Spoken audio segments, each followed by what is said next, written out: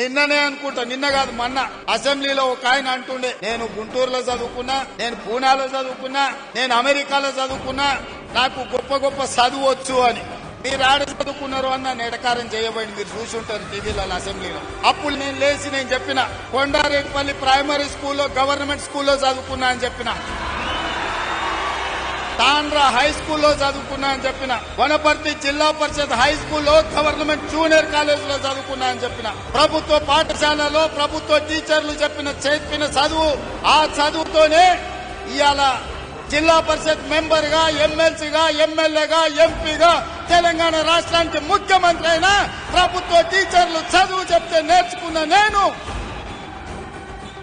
ఎవరికి తల వంచకుండా ఆత్మగౌరవంతో నిటారుగా నిలబడి ఇవాళ తెలంగాణ రాష్ట్రానికి ముఖ్యమంత్రి అయి, ఏ టీచర్లు, ఏ ప్రభుత్వ పాఠశాలలో పనిచేసే టీచర్లు మాకు చదువు చెప్తే మేము